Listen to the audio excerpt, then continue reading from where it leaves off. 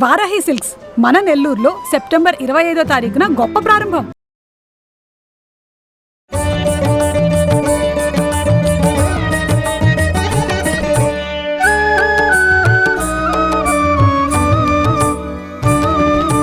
నమస్తే అమ్మా. నమస్తే తల్లి. దసరా నవరాత్రుల్లో భాగంగా 4వ అవతారం ప్రాముఖ్యత గురించి, విశిష్టత గురించి తెలుసుకుందాం. అమ్మ విజయవాడ కనకదుర్గకి ఈరోజు కాత్యాయని అనేటటువంటి అవతారాన్ని ధరింపజేస్తారు. కాత్యాయని గురించి చెప్పాలి అంటే ఆవిడ ఒక అద్భుతమైనటువంటి వాత్సల్యపూరితమైనటువంటి అవతారంగా చెప్పుకోవాలి. ఆవిడ గురించి ఏం చెప్తారంటే, చంద్రహాసోజ్వలకర శార్దూల వరవాహన కాత్యాయని సుబంధద్యాత్ దేవి దానవఘాతిని. ఈవిడ శార్దూల వరవాహన, శార్దూలం మీద ఉంటుంది, అంటే పెద్ద పులి మీద ఆవిడ కూర్చుని ఉంటుంది. మంచి చంద్రహాసం, చంద్రహాసం అంటే కొంచెం వంపు తిరిగినటువంటి కత్తి, అటువంటి కత్తి చేతిలో ధరించుంటుంది.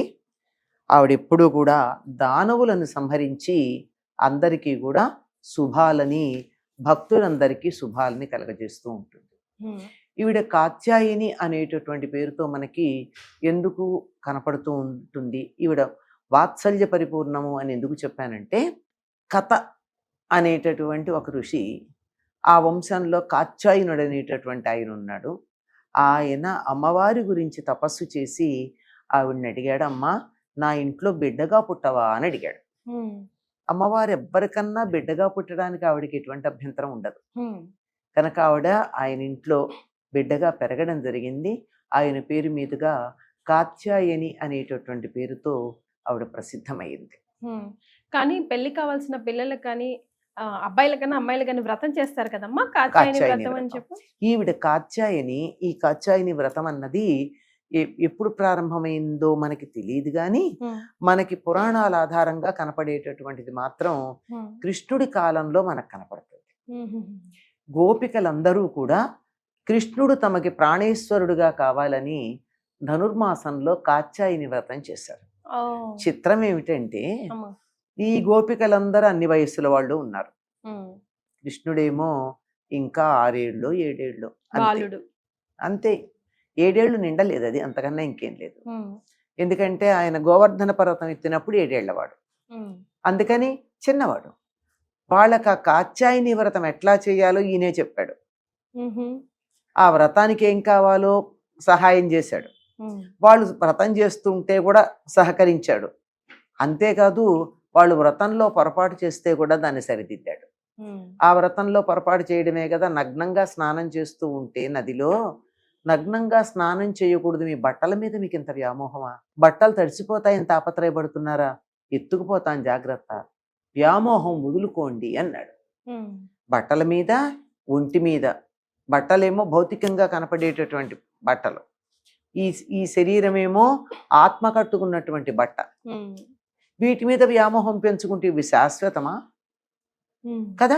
అది పెంచుకోకూడదని తెలియచెప్పడానికే వారికి వస్త్రాపహరణం చేసి వస్త్రాల మీద, శరీరం మీద వ్యామోహం పోయేటట్టుగా చేశాడు. అది కాత్యాయని వ్రతం. ఈ కాత్యాయని అన్న రూపంలో ఈవిడ నందగోకులంలో అందరి చేత కూడా ఆరాధించబడింది. అందుకే కృష్ణ సహోదరి అన్న పేరుతో కూడా చెప్తారు. కృష్ణుడు ఇక్కడ దేవకి వసుదేవులకి జన్మిస్తే అక్కడ యశోద గర్భాన యోగమాయ పుట్టింది. ఆ పుట్టినటువంటి యోగమాయని ఇక్కడి నుంచి అక్కడికి మార్చి, అక్కడి నుంచి అక్కడికి కృష్ణుని మార్చారు. ఆవిడ అలా పైకి వెళ్ళిపోయింది. పైకి వెళ్ళిపోయి నేను చంపేవాడు ఉన్నాడు లేవయ్యా అని చెప్పి పైకి ఎగరేసినప్పుడు ఎగిరింది అక్కడే ఉండి అక్కడి నుంచి అంతర్ధానం అయిపోయింది. అంచేత నందవ్రజంలో అందరూ కూడా కాత్యాయని దేవిని పూజిస్తూ ఉంటారు. వారి యొక్క దైవం ఆవిడ. ఇప్పటికి కూడా ఆడపిల్లలు కాత్యాయని వ్రతం గనక చేసినట్టయితే తప్పనిసరిగా యోగ్యుడైనటువంటి భర్త లభిస్తాడు అని విశ్వాసం ఉంది. ఎలా ఆరాధించాలమ్మా ఈ అమ్మవారిని? ప్రత్యేకంగా విశేషంగా ఒకరు మామూలుగానే పూజ చేస్తారు. ప్రత్యేకంగా చెయ్యాలి అంటే మాత్రం ఆడపిల్లలు ధనుర్మాసంలో చేస్తారు. ధనుర్మాస వ్రతం గనక చేసినట్టయితే కృష్ణుడు లాంటి భర్త దొరుకుతాడు అని. మరి పఠించవలసిన మంత్రాలు, శ్లోకాలు, స్తోత్రాలు విశేషంగా అమ్మవారికి ఈ రోజు మనం పూజ చేసుకుంటే ఇంట్లో కనుక ఏమన్నా ఉన్నాయమ్మా? మంత్రాల గురించి మనం ఎప్పుడు చెప్పుకుంటూనే ఉంటాం. మంత్రాలు ఎవరైనా ఇచ్చే వాళ్ళకి ఆ మంత్రసిద్ధి ఉండాలి. మంత్రసిద్ధి ఉన్నవాళ్ళు మాత్రమే ఇవ్వాలి. మంత్రం తీసుకున్న వాళ్ళు అంతకన్నా జాగ్రత్తగా పాటించాలి. అందువల్ల ఈ మంత్రాలు కాదు, స్తోత్రాలు. కాత్యాయని స్తోత్రం ఉంది కదా మనకి, ఇందాక నేను ఒక శ్లోకం చదివాను. అటువంటి శ్లోకం చదువుకున్నా చాలు. అమ్మవారికి సంబంధించిన ఏ స్తోత్రం చేసినా చాలు. ఈవిడ్ని గనక ఆరాధించంటే ఈవిడ నవదుర్గల్లో కూడా కనపడుతుంది మనకి ఈ కాత్యాయని. ఈవిడ్ని గనక ఆరాధించినట్టే సూర్యమండలంలో ఉండే కాంతి లాంటి కాంతి అందరికీ లభ్యమవుతుంది అని చెప్తారు. మరి విశేషంగా ఎలా ఆరాధించారంటారు? నవరాత్రుల్లో దీక్ష తీసుకున్న వాళ్ళు ప్రతిరోజు ఎలా ఆరాధన చేస్తారు, అట్లాగే ఈరోజు ప్రత్యేకంగా కాత్యాయని దేవికి సంబంధించినటువంటి స్తోత్రాలు ఉంటాయి. ఆవిడికి సంబంధించినటువంటి స్థుతులు కొన్ని ఉన్నాయి. ఆవిడని కీర్తించే శ్లోకాలు కొన్ని కనపడతాయి. వాటితో ఆ తల్లిని ఆరాధిస్తే చాలా సంతోషపడుతుంది. ఈవిడికున్న నామం కృష్ణ సహోదరి అని చెప్పాం కదా, అందుకని ఈ రోజు కృష్ణుడు కూడా తలుచుకుంటే ఆవిడికి మరీ మంచిది. సోదరుడు గురించి తలుచుకుంటే ఇష్టం కదా. నందగోకులంలో చాలా ప్రీతిపాత్రంగా పెరిగినటువంటి ఆవిడ, అదే వెలిసినటువంటి ఆవిడ వాళ్ళందరి చేత. ఇప్పటికి కూడా ఆ ప్రాంతాల వాళ్ళందరూ కూడా ఆ మధురా ప్రాంతం అంతా కాత్యాయని దేవిని చాలా బాగా ఆరాధిస్తారు. ఆ పేర్లతో కూడా మనకు చాలా మంది కనపడతారు. ఆడపిల్లలు కాత్యాయని అనేటువంటి పేరు పెట్టుకోవడం మనం చూస్తూ ఉంటాం. ఎందుకంటే అమ్మవారు మరొక రూపంలో తన దగ్గరికి రమ్మంటే సందేహిస్తుందేమో గాని బిడ్డలా రమ్మంటే మాత్రం తప్పనిసరిగా వస్తుందమ్మా. మనం ఎంత లాలించటానికి వీలైతే అంత లాలించుకోవచ్చు, ఎంత పాలించటానికి వీలైతే అంత పాలించుకోవచ్చు. ఆ విధంగా వస్తుంది. చాలా సంతోషం అమ్మా. నవరాత్రిలో భాగంగా 4వ అవతారం కాత్యాయని విశేషాలు తెలియజేశారు. ధన్యవాదాలు. సర్వమంగళ మాంగళ్యే శివే సర్వార్థ సాధికే శరణ్యే త్ర్యంబకే గౌరీ నారాయణి నమోస్తుతే. స్వస్తి.